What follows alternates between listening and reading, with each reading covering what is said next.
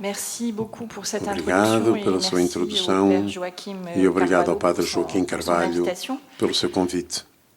Donc, avec, oui, mal Portanto, prononcé sûrement.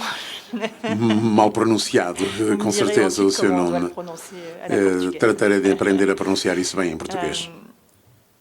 Donc, la perspective Portanto, qui est la mienne, comme ça vient a minha d'être dit, est une perspectiva, como perspective acabou de dizer, é uma sociologique, perspectiva qui est peut-être une sociológica, discipline à que é laquelle, talvez uma avec disciplina laquelle vous avez com a moins qual de familiarité vocês têm menos que la familiaridade do théologie, que com a ou même teologia l'histoire. ou até a história. J'imagine, Imagino eu que vous fréquentez que de vocês manière peut-être plus frequentem de assídue. maneira talvez mais assídua. Comme ça a été dit, j'ai Como já travaillé, foi dito, eu sur, trabalhei la sobre question des a questão prêtres, dos padres, de l'idéal do ideal sacerdotal, sacerdotal, à plusieurs moments em de vários de ma momentos trajectoire de da recherche. trajetória de Et pesquisa. finalement, E, cette finalmente, proposition esta qui m'a été proposta faite que me foi d'intervenir dans feita le de colloque est aussi intervir pour moi neste une colóquio façon é também de para mim revenir uma sur des maneira travaux de plus voltar a, anciens a trabalhos de mais les antigos confronter à d'autres e plus a oportunidade de os confrontar com outros mais recentes. Quand on est sociologue, on fait Quando des se é enquêtes, sociólogo, fazemos c'est-à-dire sondagens, des enquêtes de type ethnographique, sondagens de tipo etnográfico, o que quer dizer aller faire des entretiens, a fazer entrevistas, avec les personnes, numerosas entrevistas faire des com observations pessoas, d'événements, fazer observações de factos e eventos.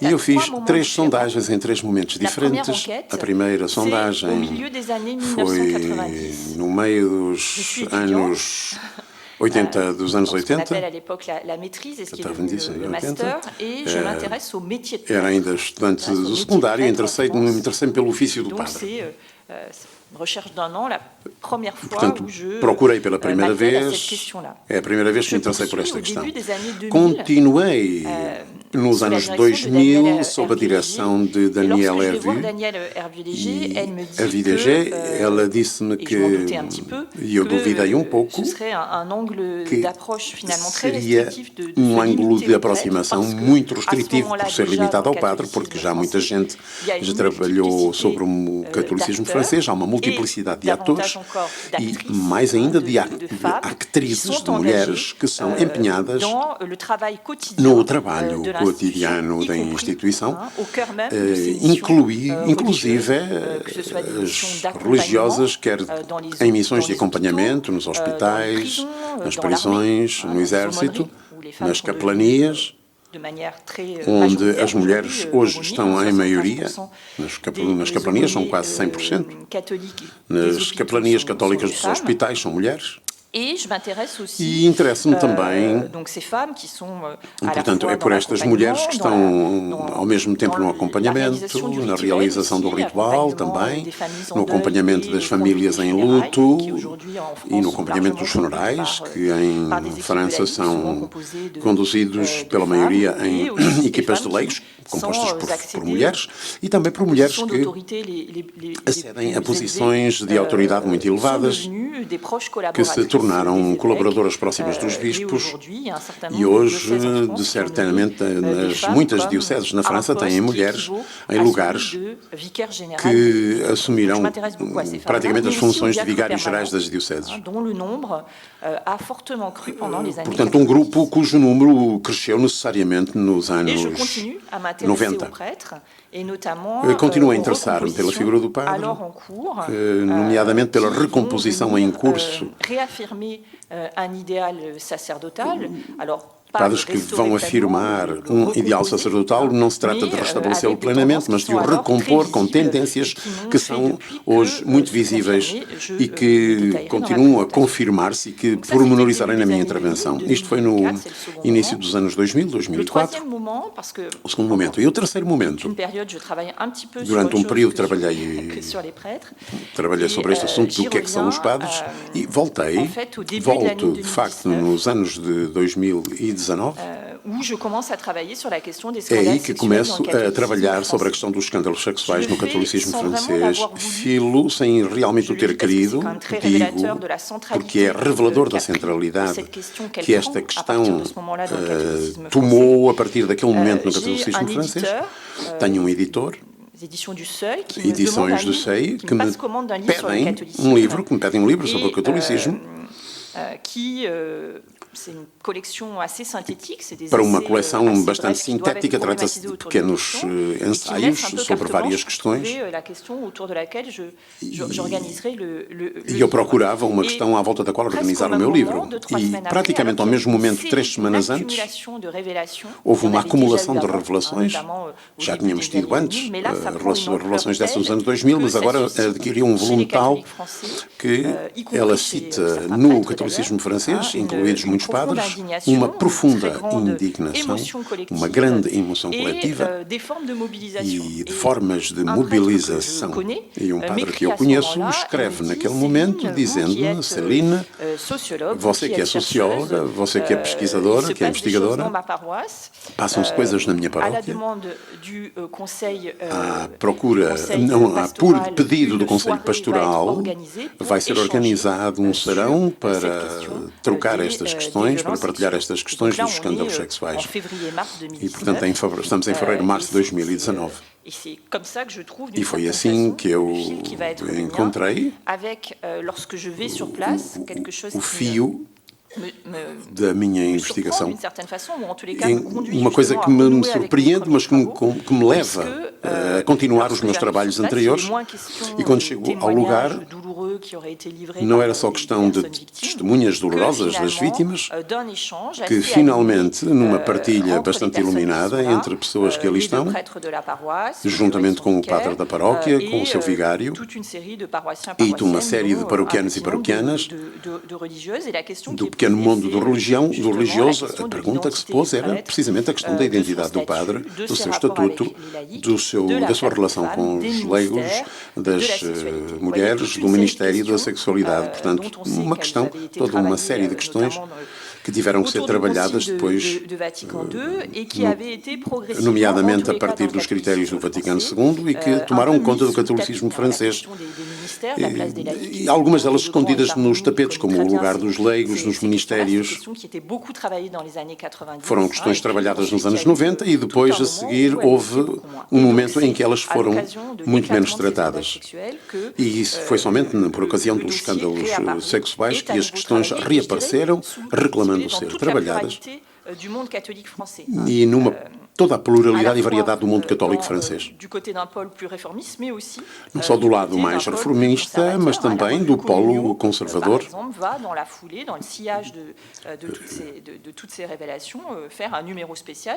Fizeram, por exemplo, a revista deles fizeram precisamente um número especial sobre o sacerdócio. De uma certa maneira, denunciar, seja para defender, seja para revelar, é uma questão que ganha um primeiro plano no catolicismo francês.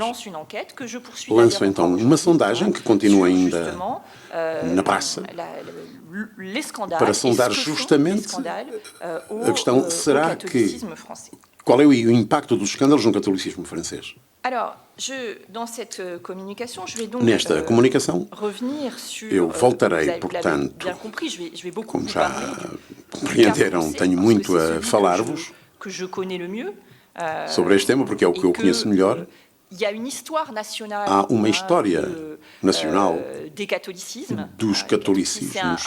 O catolicismo é um fenómeno transnacional, um fenómeno marcado por histórias nacionais, inclusive as histórias do clero, marcadas por histórias nacionais, que podem ser ligadas à presença de outras confissões religiosas, que depois partilham a questão da relação com o Estado e que têm múltiplas questões e que guardam muitas especificidades francesas. A minha exposição não tem vocação a levar a um discurso universal que valeria para todas as configurações nacionais, mas trata do que está em jogo atualmente em França e que é verdade que esteve em jogo em mais alguns países de tradição católica. Mas há ali claramente uma singularidade para compreender o caso francês.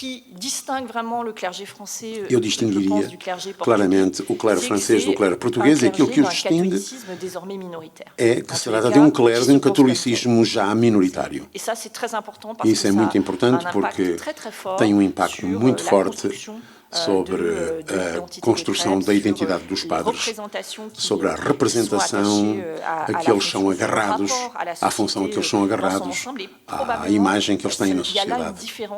E, portanto, aí temos uma diferença bastante importante entre a França e Portugal. E isto explicará uma série de coisas que eu evocarei. Talvez elas não tenham eficácia perante a experiência que é a vossa. O que é este ideal sacerdotal? Vocês já tiveram aqui bastantes apresentações. Eu cheguei, infelizmente, no curso do professor Meloni, mas o professor Meloni traçou, parece-me bem, a história desse ideal sacerdotal. Sabe-se que este ideal foi contestado, criticado nos anos que precedem o Concílio Vaticano II, e sabemos que nos anos que se seguiram ao Vaticano II houve uma reposição em questão que está ainda em vigor. O Concílio não terá ido bastante longe para um certo número de movimentos militantes que gostariam de acabar de vez com esse ideal sacerdotal, e sabemos que a seguir foi João Paulo II que foi pôr em ação um processo de ressacerdotalização do clero que vai ressoar fortemente em França e que será abraçado por um certo número de bispos que pretendem pô-lo em ação através de constituições de comunidades de padres ou de associações que o porão em ação de novo.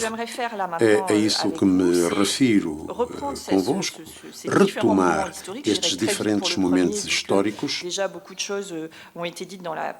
Creio que já muitas coisas foram ditas na presente apresentação.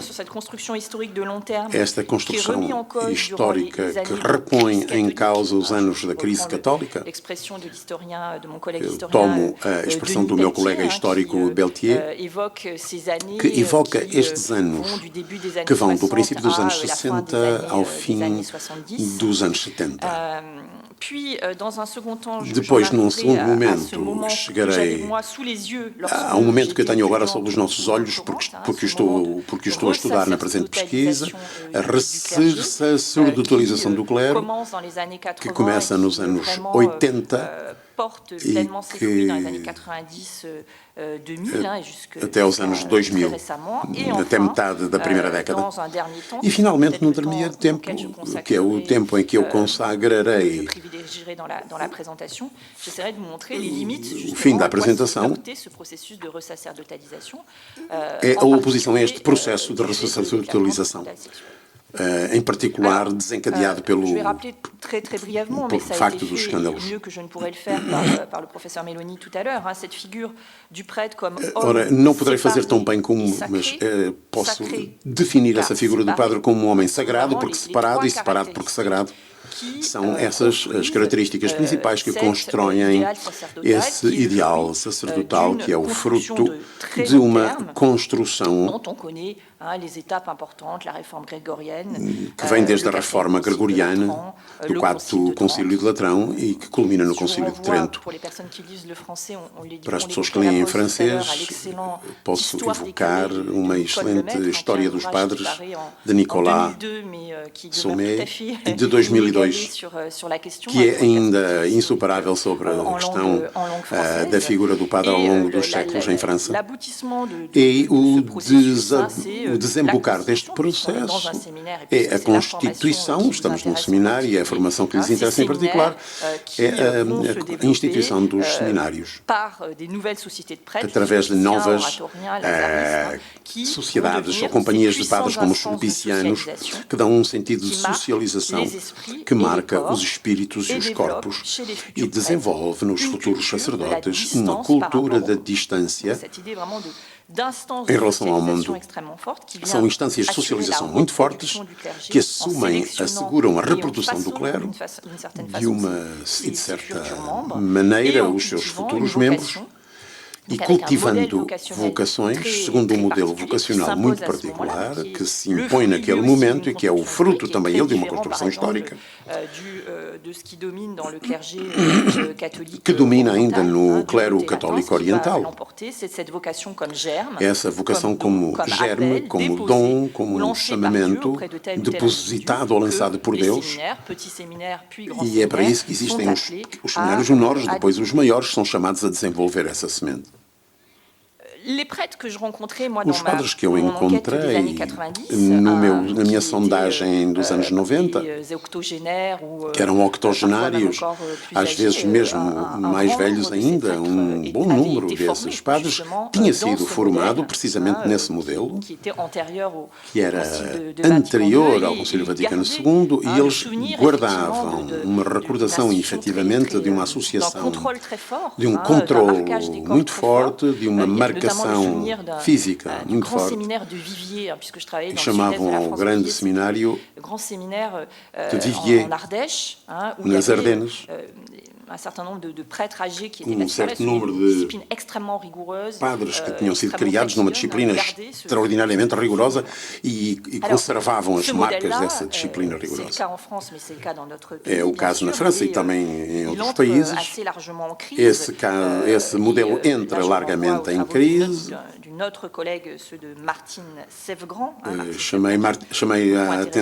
Chamo para isto a atenção em Martine Sévegrand, uma outra colega, a dimensão clerical da crise católica. É assim que ela lhe chama. Martine Sévegrand. Ela e o clero podemos pô-la em paralelo. E o que ela diz é que, com a experiência do ensino católico, a Segunda Guerra Mundial e a experiência dos padres operários, deu-se lá verdadeiramente uma tentativa de buscar uma alternativa ao modelo sacerdotal, buscando uma espiritualidade que desenharia aquilo que disse o professor Meloni, um padre que se afastaria do estatuto do religioso, a que ele tinha sido progressivamente associado, para encontrar os homens na sua existência. Portanto, não através do empenho, do empenhamento, através da fidelidade ao mundo dos seus contemporâneos e pela vontade de... Eles trabalham como operários a seguir à Segunda Guerra Mundial, em Paris, verdadeiramente, como espaço de missão, no trabalho como espaço de missão. Já me mostrou também Meloni como finalmente na condenação feita pelos papas que fizeram desta experiência dos padres operários, o que contou foi muito provavelmente a Guerra Fria, as relações com o marxismo, mas também o efeito de que justamente se estava a tentar contra a integridade daquela imagem sacerdotal através de um modelo que era promovido, nomeadamente, pela relação ao trabalho, à partilha de vida, ao empenhamento político no bairro, etc. O Concílio Vaticano II não corta completamente, de um certo modo, reequilibra o papel do padre.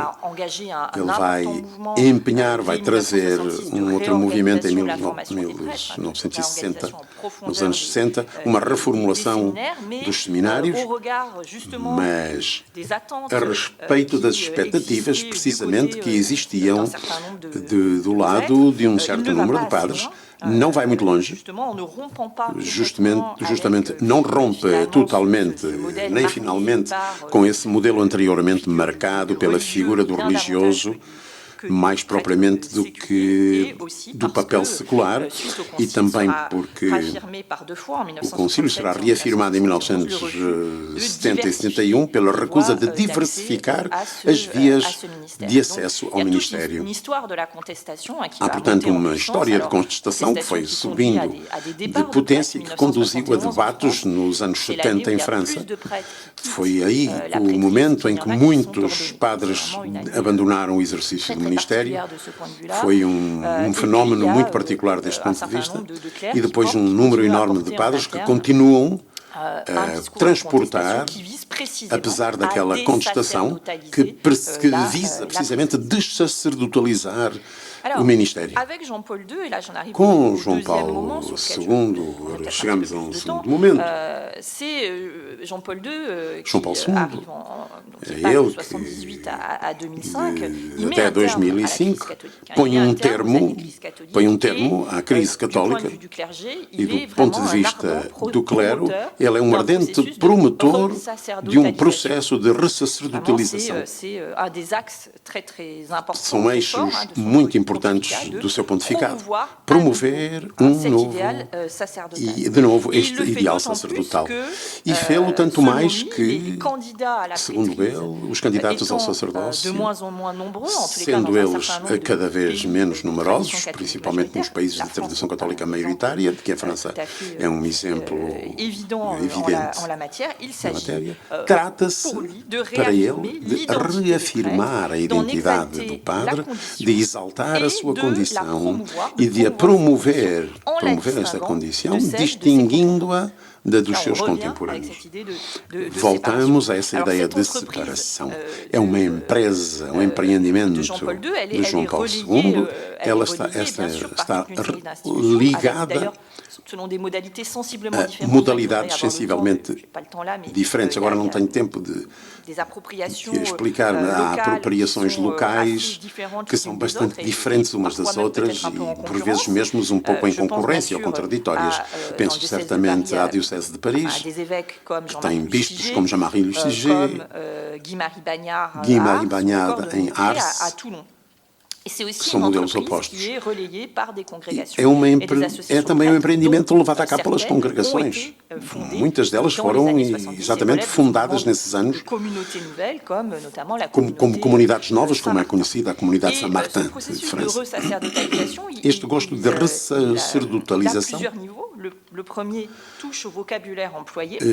entra pelo vocabulário usado. Um certo número de textos que aparecem nos anos 2000 reafirmam claramente o agarramento romano, os textos de João Paulo II, ao termo de sacerdócio, que é preferido ao termo de presbiterato, que tinha sido muito usado na sequência do concílio, e que gostam e que, evidentemente, não designam a mesma coisa. O sacerdócio entra com uma dimensão de sacralidade, enquanto que a designação de presbítero está pensada como sábio, como ancião, presidente da comunidade.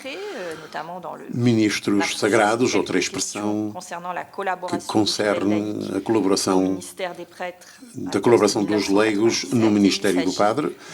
Trata-se de diferenciar o ministério sagrado, os padres e os bispos, do resto dos fiéis. Portanto, este é o primeiro nível, é o nível do vocabulário. O segundo nível, o apelo das prerrogativas, que são as do... que são prerrogativas sacramentais valorizadas e vigorosamente defendidas, precisamente no momento em que as formas de divisão do trabalho, de distribuição dos cargos, inclusive de um certo número de rituais, é um trabalho que se faz com padres, mas também com leigos, nomeadamente com mulheres, em numerosas configurações sociais católicas da época. E, portanto, trata-se de relembrar sempre essas prerrogativas sobre o ritual, sobre a missa em particular, justamente com uma vontade de se distinguir das práticas postas em ação por certos padres dos anos 70, que eram principalmente preocupados por sair da paróquia e deixar o exclusivo das atividades cultuais e procurar centrar-se não tanto na missa e na atividade cultual. Distinguir o espaço do altar do espaço da Assembleia, essa separação entre clero e laicado, mas também, frequentemente, a separação ainda mais estrita entre os sexos, portanto, uma posta à distância das mulheres face ao altar. E assiste-se também a uma reativação de práticas de piedade que caíram em desuso, adoração, em que também aí o lugar do padre é muito valorizado. E esse lugar central do clero são um exclusivismo em matéria litúrgica, faz parecê-lo insubstituível. E tudo isso se encontra reforçado pelos fiéis que o assistem. Isto foi bem analisado por um certo número de teólogos, penso nomeadamente ao que escrevia o teólogo jesuíta Bernard Sesouet, que partiu de pessoas que se interessam precisamente dos anos 90, 80 e 90, na questão do lugar dos leigos.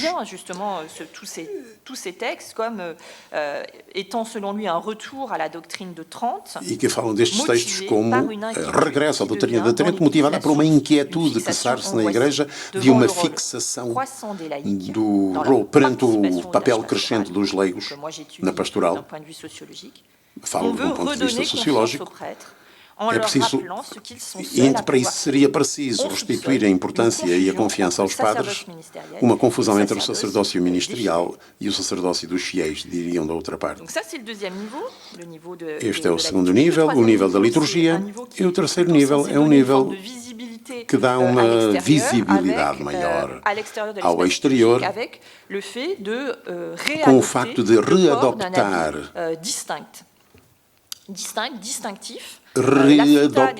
a mentalidade distintiva. O traje talar caiu completamente em desuso na Diocese de Paris nos anos 70 e nos anos 80 eles eram distinguidos talvez por uma pequena cruz na banda do casaco, mas encontramos até tornar-se alguma coisa no clero. Depois falou-se no regresso da batina, promovido por um certo grupo, como a comunidade de São Martin e grupos tradicionalistas. Mas é algo que não faz consenso. Hoje, o que é muito banal na prática, qualquer padre diocesano, vocês veem ou com um colorinho romano, que se considera marcar também a pertença a uma associação. E quando eu fiz a minha tese nos anos 2000, isso era uma coisa que variava de diocese para diocese, que variava de geração para geração, os padres mais jovens.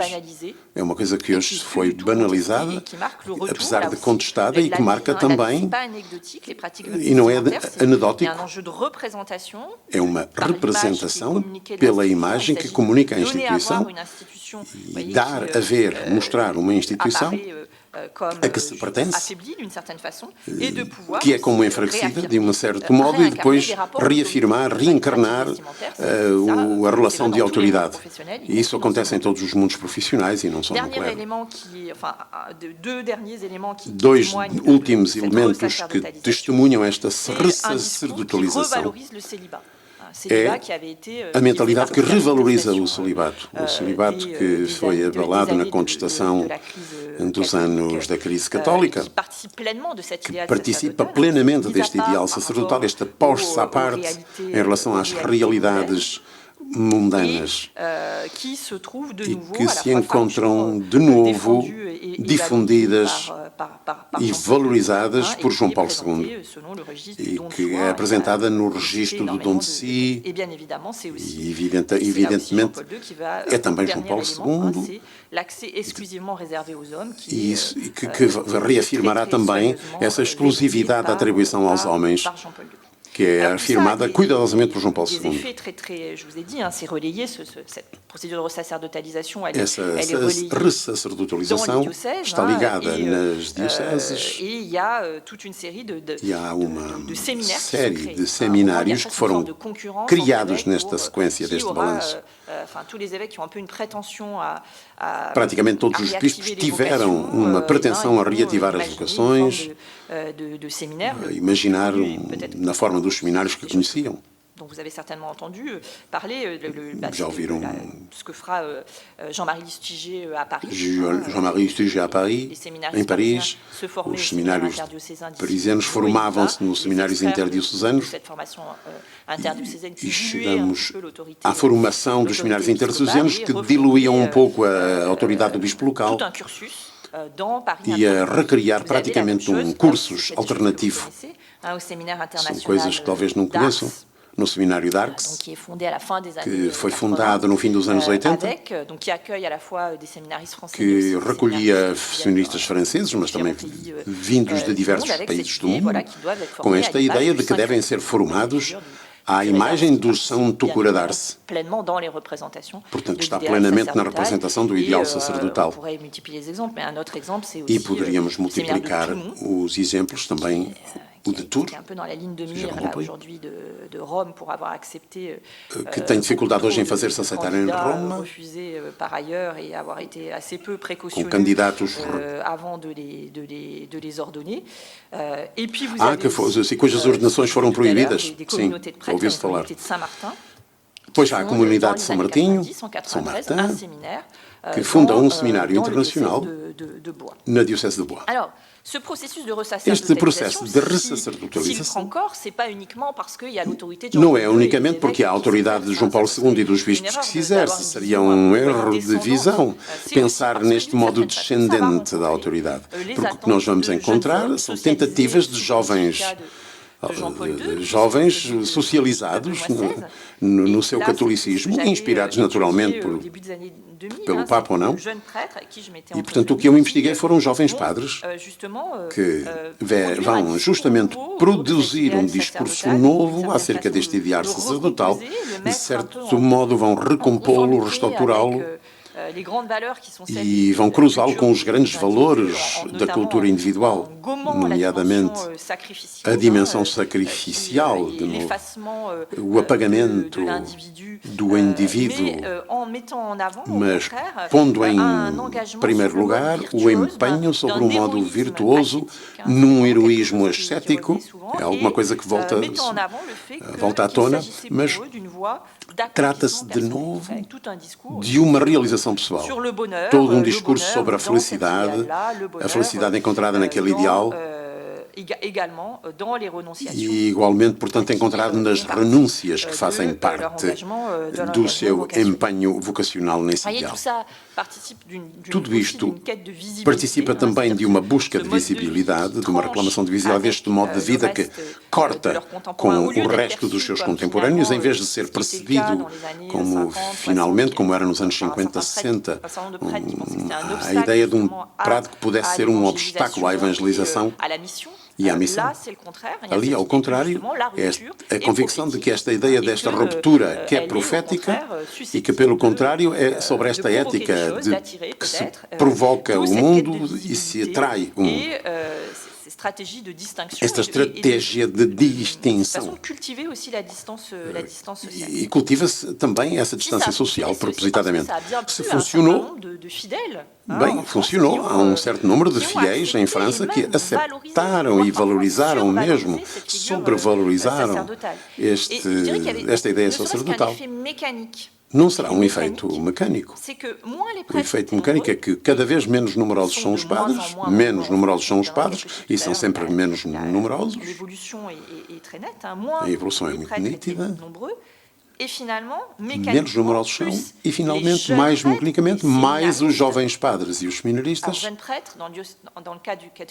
No quadro do catolicismo francês, os jovens padres é extensivo.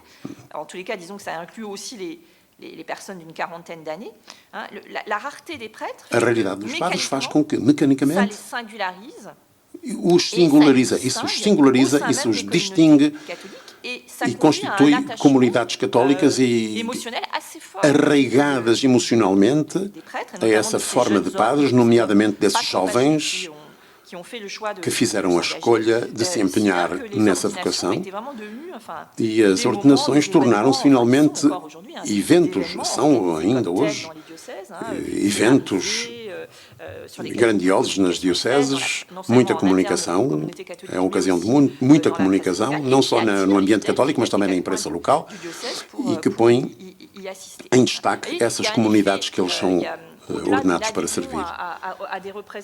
E nota-se aí uma grande adesão a essa representação e um modelo e um efeito mecânico que a raridade, de um certo modo, suscita um arraigamento, um apegamento e uma forma de reverência também em relação ao clero.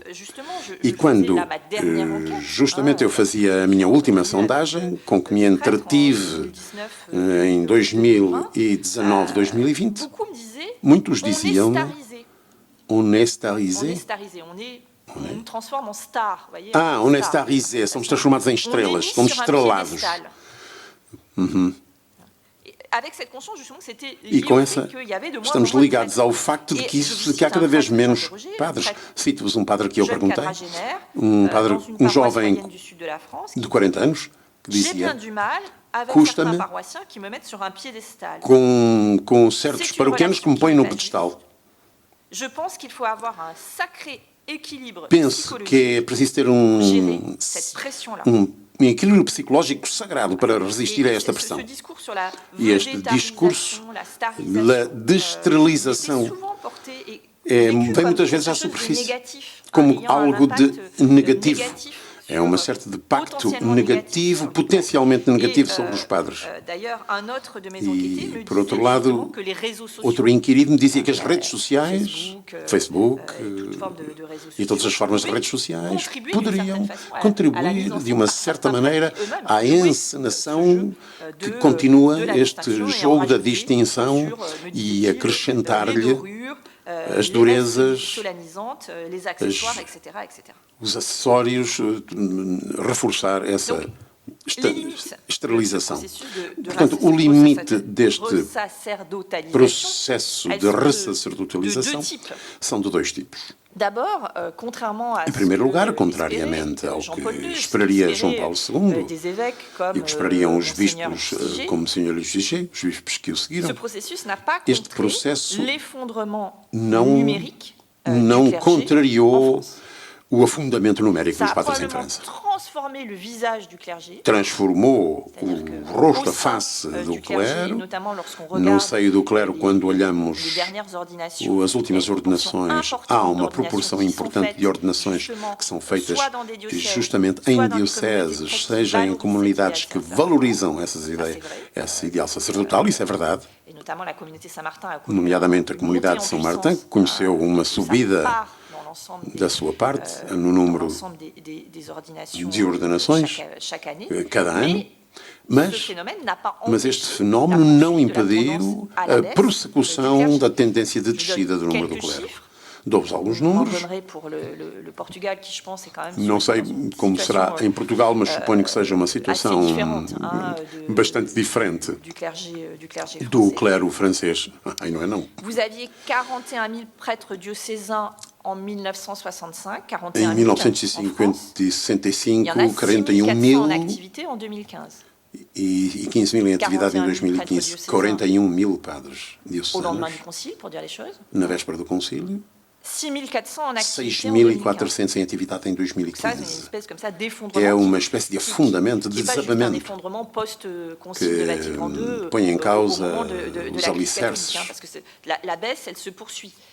E a descida contínua. Em 2010, se olharmos os padres que estão ao serviço das dioceses metropolitanas territoriais, que conta quer padres diocesanos, quer padres religiosos, que são postos à disposição em paróquias aos bispos, um certo número de bispos que não pertencem ao presbitério local, mas que vêm de outras terras, padres vindos de Alhures, uma expressão que representa grande parte do clero de hoje. Um padre sobre 5 é um padre vindo de algures, e quase sempre da África. Se olhamos para o conjunto do quadro, 20% dos padres onenos, entre o princípio dos anos 2010 e o fim dos anos 2010, temos 11 mil ainda, quando olhamos para todos os padres ativos, em 2010, 1.500 no fim. Não temos em exercício senão 1.500, e isso acompanha, não tenho tempo de falar em pormenor, mas isso é acompanhado de uma pressão muito forte exercida justamente sobre os padres diocesanos já há 2 anos. O episcopado pediu relatório sobre o estado de saúde dos padres e o que foi evocado foi uma série de situações muito dispares. Estamos na Diocese de Paris, estamos muito pouco preocupados porque não importa de qual, é uma situação muito diferente de qualquer outra diocese em França. O facto de que havia uma proporção negligenciável de padres que faziam 2.000 quilómetros de carro, que tinham 40 paróquias confiadas. E, portanto, vejamos também um esgotamento para manter esta malha territorial, paroquial, com os seus pequenos rebanhos. Ela não cessa de se alargar e de se manter. Mas há uma grande dificuldade, um grande sofrimento que sofre uma pressão enorme, que depois se exprime em adicções, em comportamentos aditivos ligados a esta descida numérica. E dificilmente vemos, e que obriga os bispos a pensar noutras redefinições territoriais. Mesmo que o ideal sacerdotal na representação dos franceses é ainda pensado como algo de despojado de maneira homogénea e exaustiva ao longo de todo o território. O limite, o fracasso, a contestação mais forte é claramente aquela que rebenta no momento dos escândalos sexuais. O ideal sacerdotal carrega sobre os padres uma exigência de exemplaridade muito elevada. Um jovem que eu interroguei no princípio dos anos 2000 tinha uma forte consciência disso. Ele dizia-me que ele tinha deixado de fumar porque era olhado um pouco como alguém que não dá o bom exemplo ao resto dos fiéis e criava-lhe uma situação de embaraço. Fumava um bocadinho em casa. Ça, c'était un peu su. Et aussi, il avait, vous voyez, très mal vécu le fait qu'on ait publicisé son excès de vitesse, qui était contre-exemplaire par rapport... Também não podia correr de carro a exceder a velocidade de carro, porque isso escandalizava os fiéis. Nos anos 2000, portanto, vêm já casos escandalosos de pedofilia revelados no catolicismo francês. Esse padre com quem eu trocava as minhas perguntas tinha sido confrontado com uma suspeita generalizada.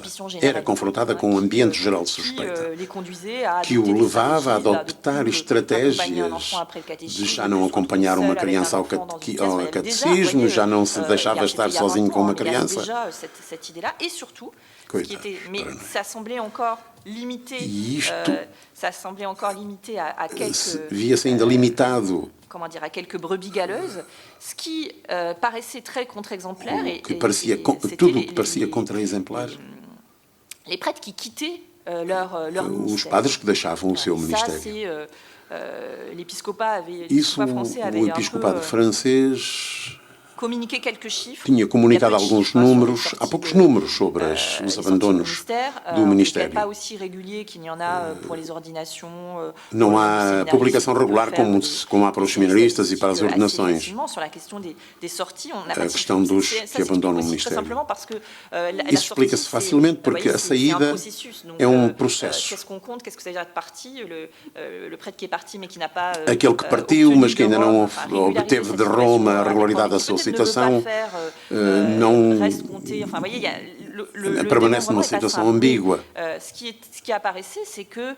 Portanto, o que se revelou foi que cada ano, pelo menos entre 15 e 20 para a época de cerca de centena de ordenações. Não é negligenciável.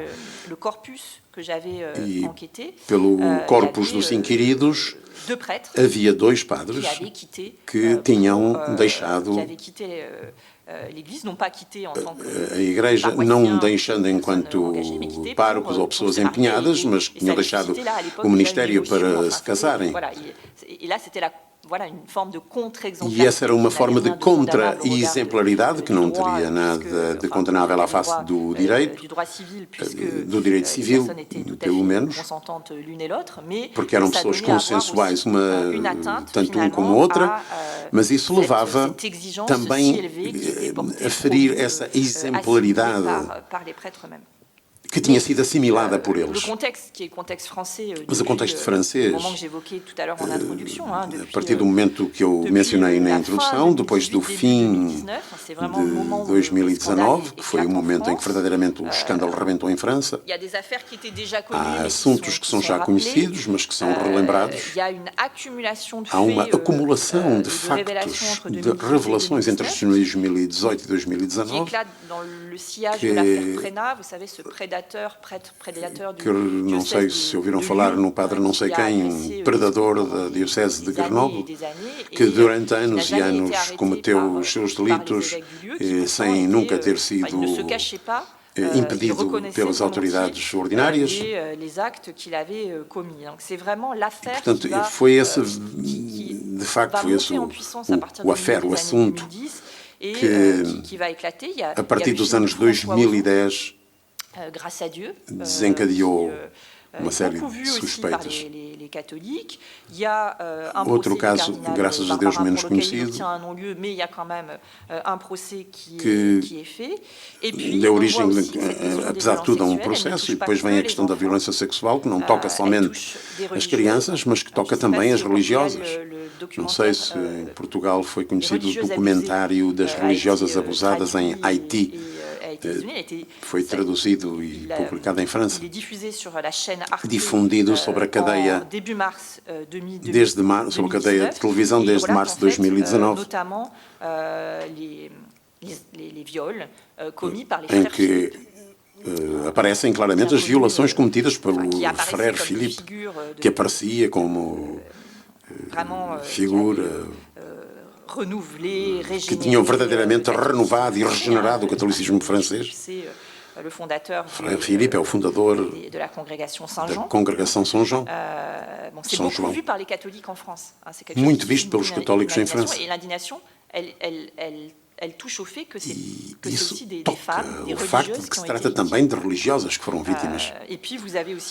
E depois temos o caso do núncio, contra o qual foi posta uma queixa por abuso sobre jovens funcionários masculinos na Câmara de Paris. Dou-vos alguns exemplos, não quero agora trazer-vos aqui o florilégio, não é aqui o caso, mas em todo o caso as coisas acumulam-se. É neste contexto que vimos subir, em 2018, a Conferência Episcopal e a Conferência dos Religiosos e Religiosas de França encarregam Jean-Marc Sauvé de fazer um inquérito socio-histórico, e também com competências de psicólogos, psiquiatras, de teólogos, etc. Um trabalho pluridisciplinar que tentou fazer um estado da situação das violências sexuais. De facto, os escândalos voltam e chegou-se a um momento do relatório Sauvé, em 2021, faz agora um ano, e há um certo número de bispos e de católicos que pensam que a entrega do relatório ia pôr um ponto final ao escândalo. Era o fim de um processo. O presidente da Conferência Episcopal compreendem que não é o caso e que foi preciso pelo menos um mês, até novembro de 2021, para que este processo tivesse sido assimilado pela Conferência Episcopal em diversas instâncias de trabalho, com o acolhimento das vítimas. À volta de 2021, entrega-se este relatório da Comissão, que trabalhou justamente. Mas há reações contínuas em onda, e depois a última fase, com a Affaire Sentier, não estamos a par, alors, à la fois du côté des victimes, se trata de pôr ao lado das vítimas. O relatório Sauvé falou sobretudo sobre crianças e mulheres em situação de vulnerabilidade, mas também jovens, rapazes, minoristas, do lado dos abusadores e dos abusados. E do lado dos abusadores havia também um bispo, Monsenhor Santier, entre as pessoas de comportamento núdubio, contra-exemplar. E isso vai desencadear outras revelações, nomeadamente de Monsenhor Ricard, um membro da Conferência Episcopal, que se viu obrigado a revelar atos cometidos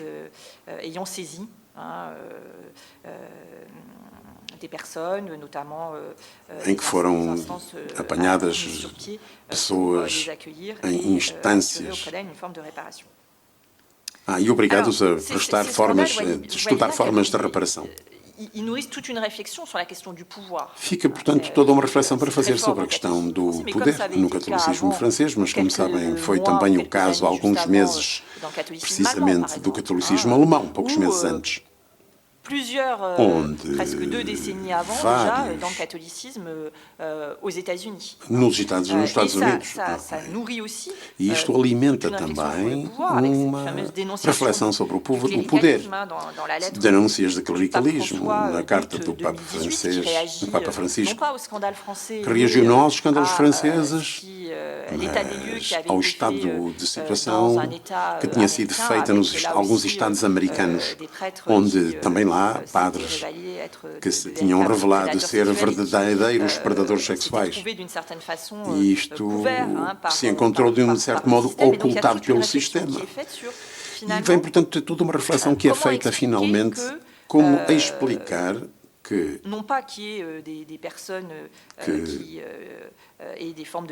pessoas tenham desvios sexuais, pois isso há por todo o lado, em todos os ofícios, em todos os ambientes, mas o que é que faz que esta violência sexual tenha podido ser exercida sem que ela tenha sido denunciada? Pelo facto de que as pessoas, as vítimas, não conseguiram falar, ou que assim que elas falaram, a sua palavra foi abafada, desqualificada. E a instituição, protegida, o clero em questão, deslocado, ou até promovido, escandaloso, aconteceu recentemente. Portanto, todo este sistema de sugestão de autoridade que passou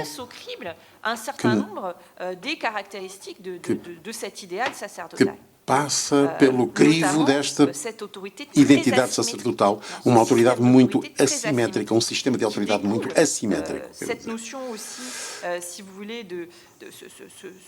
E que é agravado por esta noção, se quisermos, ao mesmo tempo de criar uma autoridade muito assimétrica, mas também de negar uma autoridade sob o aspecto do serviço. E, finalmente, o aspecto do celibato, que tem um efeito indireto.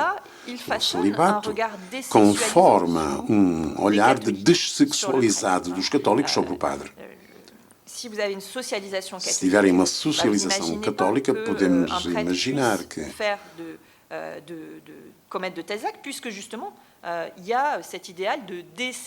este ideal de dessexualização, que é de algum modo partilhado, e isto participou daquilo que, portanto, torna mais eclatante, de uma certa maneira. Torna mais indizíveis as violências subidas e inaudíveis os testemunhos, quando esses testemunhos chegam a exprimir-se. E, portanto, hoje nós temos toda uma série de publicações,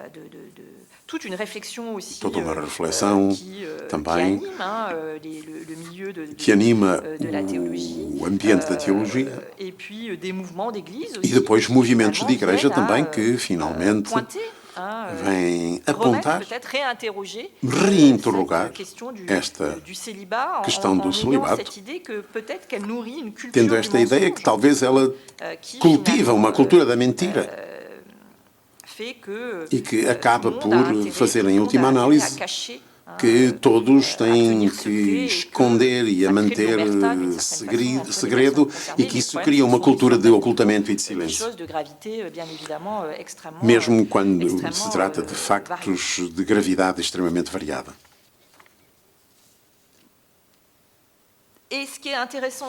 É interessante também, do lado destes movimentos de leigos,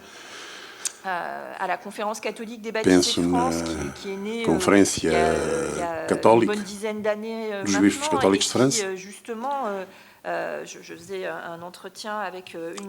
Eu tive uma entrevista com um dos responsáveis e dizia-me precisamente que, finalmente, os escândalos foram uma ocasião de recuperar uma relação mais justa ao padre. Ela criticava esta valorização, esta idealização excessiva, esta esterilização que eu evoquei há pouco. E que nos torna, talvez, cegos à autoridade clerical, que funciona em certos ambientes muito tradicionais, conservadores, no catolicismo francês. E ele dizia-me, eu não idealizo nem a Igreja nem os padres, e tento, pelo contrário, ajudar as pessoas que são cativas desse tipo de condição. Eu não sou um revolucionário com os abusos. As pessoas disseram, é uma desgraça para a Igreja. Deixo à vossa reflexão. Mas como veem, há alguns anos no catolicismo francês, em 3, 4 anos, chegamos finalmente verdadeiramente a uma configuração que vem pôr termo, em todo o caso, ou que vem questionar ou reinterrogar o ideal sacerdotal que se tinha recomposto e reinstalado no catolicismo francês.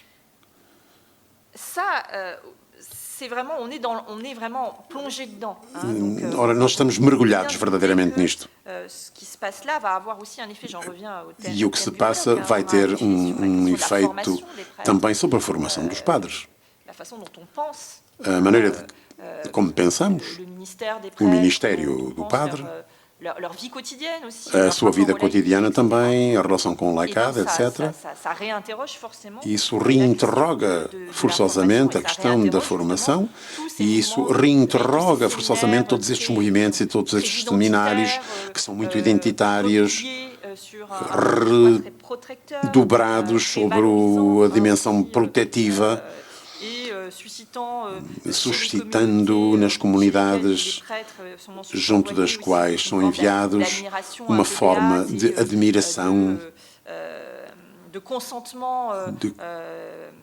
de consentimento verdadeiro, talvez demasiado rápido à autoridade do clero.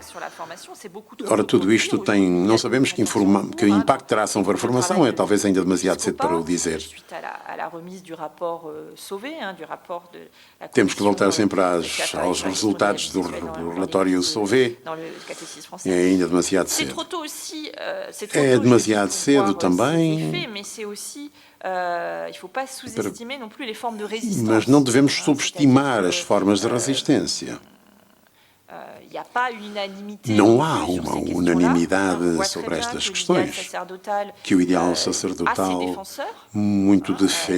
há muito defensor em França, no episcopado, mesmo se esses bispos são hoje um pouco mais discretos, é um bocado mais complicado tomarem na palavra neste momento.